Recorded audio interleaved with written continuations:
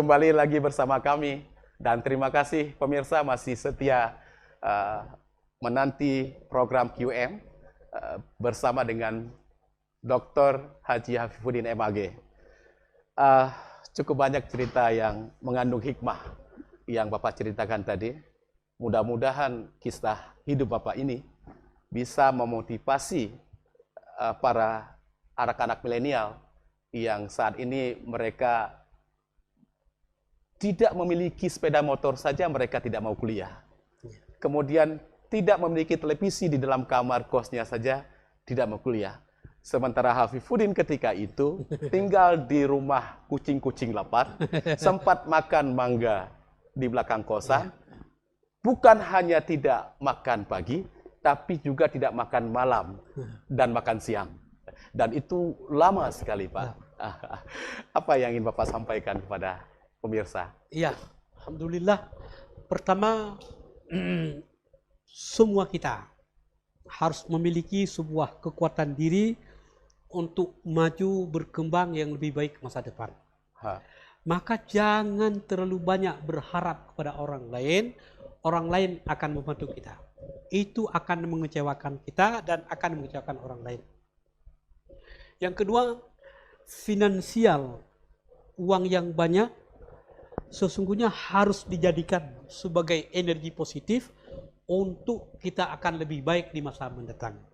Yang ketiga, bagi saya dan kawan-kawan yang senasib karena miskin, karena tidak punya orang tua, tidak punya mama, tidak punya ayah, lalu kita tidak boleh pesimis dan putus harapan. Lalu kita mengungsi ke daerah-daerah. Tapi kita harus berjuang. Bahwa hidup yang lebih bagus setelah ada perjuangan yang lebih berat.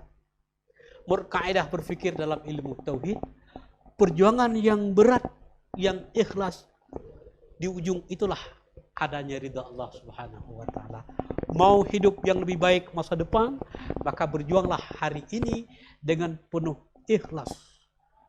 Dan perjuangan itu harus step by step ini oleh ilmu pengetahuan yang tinggi. Insya Allah suatu ketika kita akan menjadi orang-orang yang dimuliakan Allah Subhanahu wa taala. Mungkin sukses dalam pandangan Allah belum tentu tidak sukses dalam pandangan manusia, tapi sudah sukses dalam pandangan manusia belum tentu sukses dalam pandangan Allah Subhanahu wa taala. Ada informasi bahwa dimanapun Bapak singgah, negara manapun yang Bapak kunjungi, yang pertama sekali Bapak cari adalah masjid. Iya. Benar? Betul. Betul. Karena apa? Karena itu dari dulu sudah menjadi mimpi kehidupan dari pertama. Mimpi kehidupan pertama ketika saya sudah tamat madrasah, lalu mimpi pertama saya tinggal di masjid.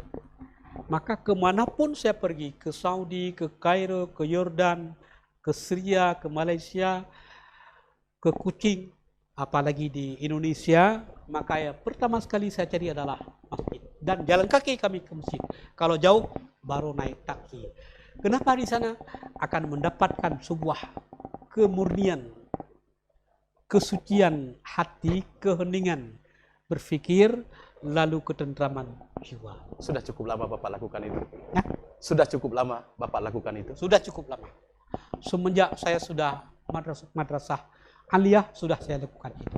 Mungkin itu salah satu alasan Allah memudahkan. Mungkin sebelum saya berjumpa Pak Menteri saya masuk masjid dulu. Sebelum saya berjumpa dengan Pak Gubernur saya masuk masjid dulu.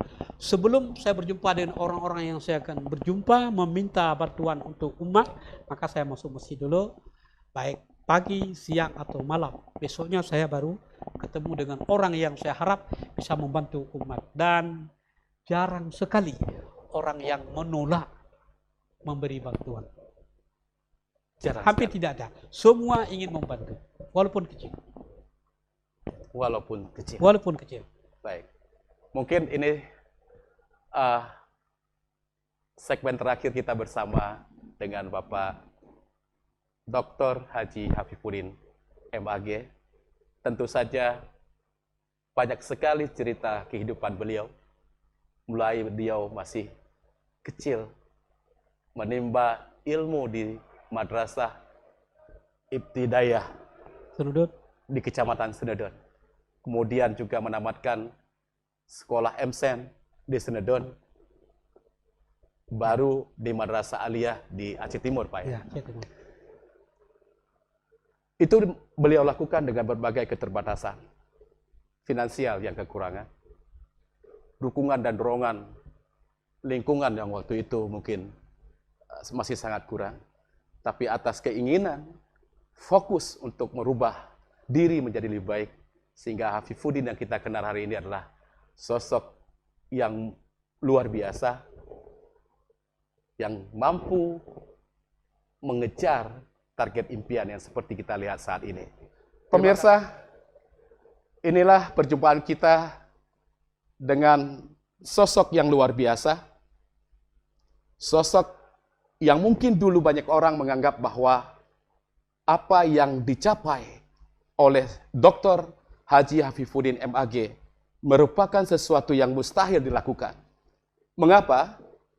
Karena dari sisi finansial yang keluarga Hafifuddin miliki ketika itu sangat tidak mungkin untuk mencapai titik di mana Hafifuddin hari sebagai Rektor IAIN Malikus Saleh Lok Semawe. Karena itu, teman-teman pemirsa, jangan pernah berputus asa, teruslah bergerak, fokus pada semua target yang mau dicapai. Dan yakinlah bahwa di sana ada kekuatan yang luar biasa yang Allah berikan kepada semua orang yang yakin akan pada usahanya. Karena manusia itu sesuai dengan sangkaannya.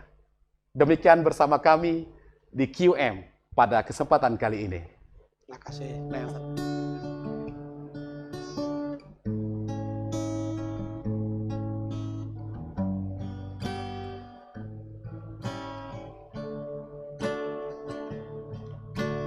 Di matamu masih tersimpan selaksa peristiwa,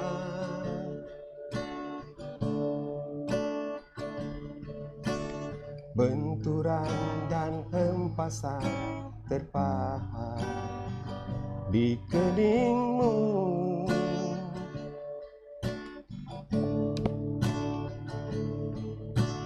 Kau nampak tua dan lelah, keringat mengucur deras, namun kau tetap tabah.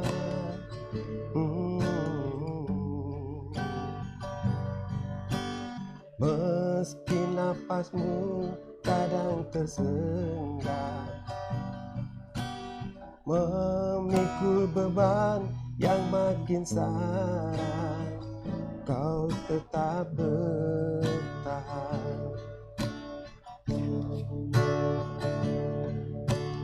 Engkau telah mengerti hitam dan merah jalan ini.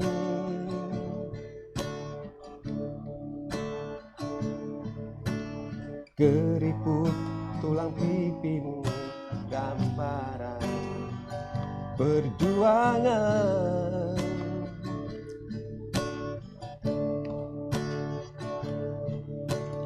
Bahumu yang dulu kekar legam terbakar matahari, kini kurus dan terbungkus.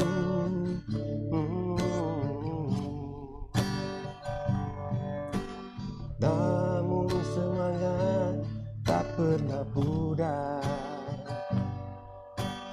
meski langkahmu kadang gemetar, kau tetap setia.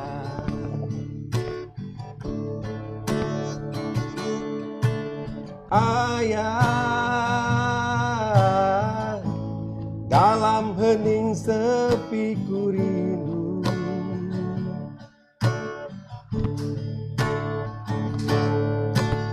untuk menuai padi milik kita,